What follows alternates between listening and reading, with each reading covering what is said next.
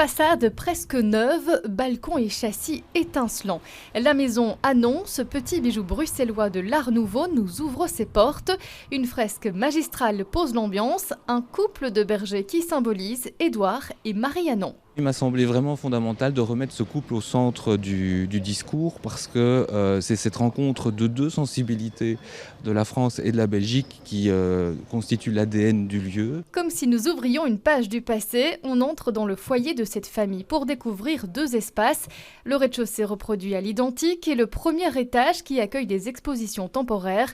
La première se consacre à l'Art Nouveau. On peut voir en fait l'Art Nouveau belge, mais pas l'Art Nouveau qu'on connaît globalement. C'est en fait le style de Victor Horta, mais en fait de l'Art Nouveau des autres artistes, c'est-à-dire Paul Anka, Henri van de Velde, Gustave Serrier-Bovy, dans cette salon se trouve ici, et encore quelques autres adeptes de l'Art Nouveau. Le mouvement artistique est au même titre que les Anon, le fil rouge de ce lieu rénové à hauteur de 600 000 €.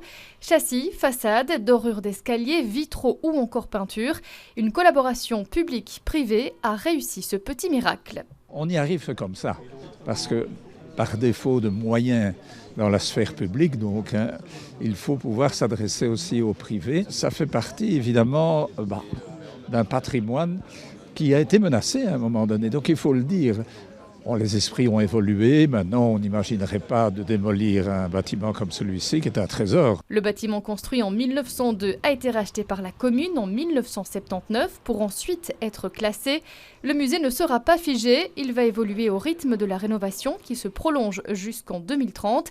Il a une ambition. Modestement d'arriver à la moitié de ce que fait le musée Horta, c'est-à-dire c'est notre partenaire principal, c'est d'oser dialoguer avec lui, de renforcer l'image de Bruxelles. Il vise les 31 000 visiteurs par an.